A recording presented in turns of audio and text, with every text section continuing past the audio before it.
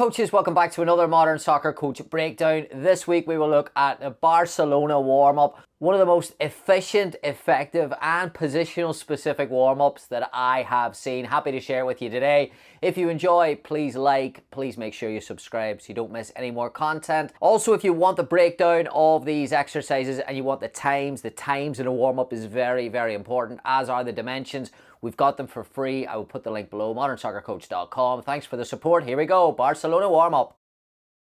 Okay, before we start, a little bit of context. This is Barcelona B, who I went and watched when I was in Spain at the Johan Cruyff Stadium. Amazing place, brilliant to see just, again, the processes around Barcelona, the style of football they play at every level, and putting those young players into a senior league environment. Really, really interesting. So sometimes warm-ups create a lot of challenge for coaches, trying to get the numbers right, trying to get the times right, and just trying to get the flow right. How long should a warm-up last? If you're allowed on the pitch 1 hour before the game, does that mean your warm-up should start 1 hour before the game? I don't think so. Barcelona done 7 parts of this warm-up in under 25 minutes. Everything was short, everything was sharp, and everything was really cohesive in terms of moving from A to B to C.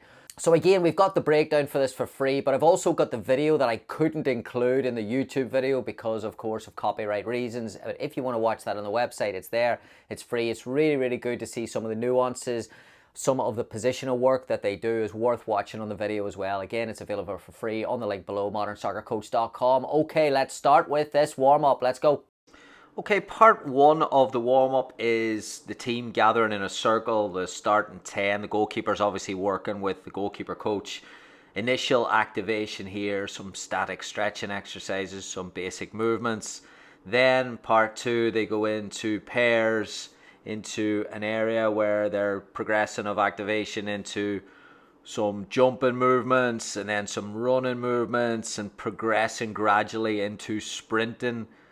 Whether it's a race or whether it's just max sprints to 10-15 yard and then recover, but only 2 minutes here. Again, if you want the timings of these and this whole process, check out the link below. But a pretty traditional starting spot for a warm-up. The times are really interesting. They don't spend a lot of time going through this, 2-3 runs each, and then they progress the warm-up to more ball work, and this is where it really starts to get interesting. So the 10 players move across, there's 5 balls, there's no cones used in this, it's just general references, 5 yards, players move back, start doing basic, one touch combinations back and forward, and then the strength and conditioning coach gets a little bit involved here where one of the groups is going 2-3 yards back. Again, I would recommend looking at this on the video. It's really interesting,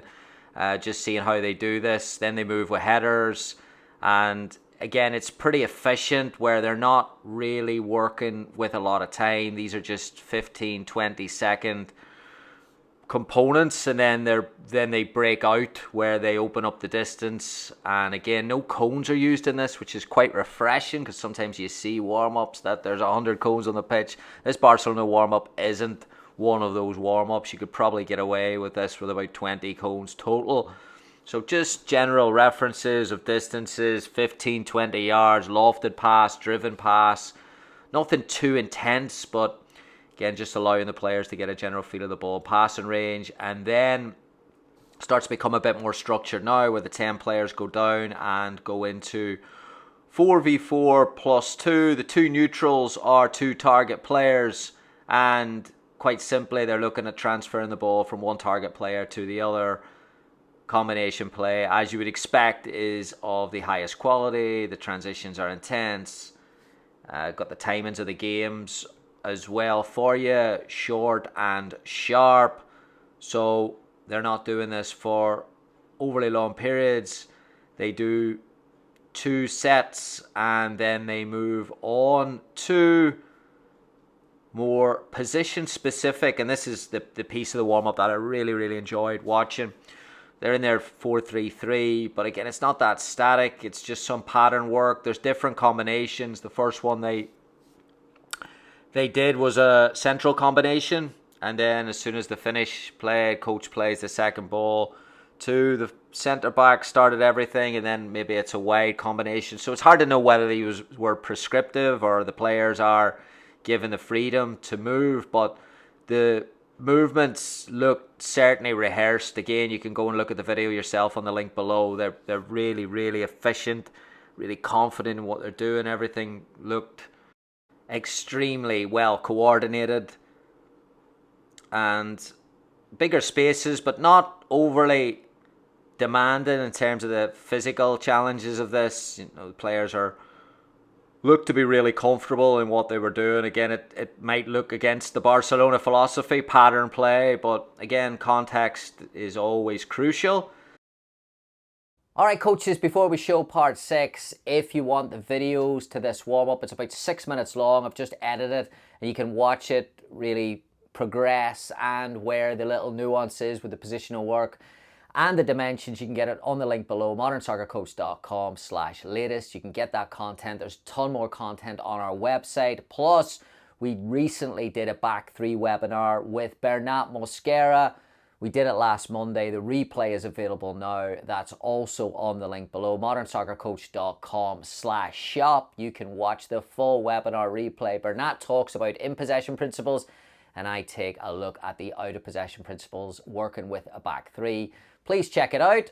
Also, if you enjoy this work, please make sure you like and subscribe. Okay, part 6, here we go. And then it moves into, and I love this piece here, this goes into the back 4 working together with 2 coaches, and then the front 6, so the midfield 3 and the forward 3 work in 2 different groups. So the coaches are passing the ball back and forth, and you've just got the shifting element of the back 4. And then the front players are working in 2 groups of 3, and they're doing combination plays using cones as references to getting shots on goal.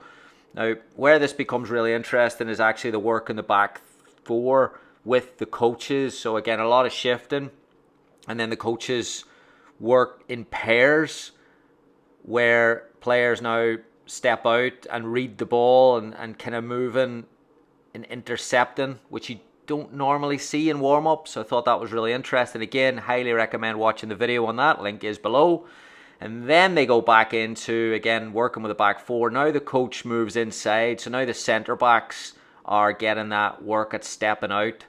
So sometimes back 4 exercises is just step and shift, but theirs was a little bit more dynamic.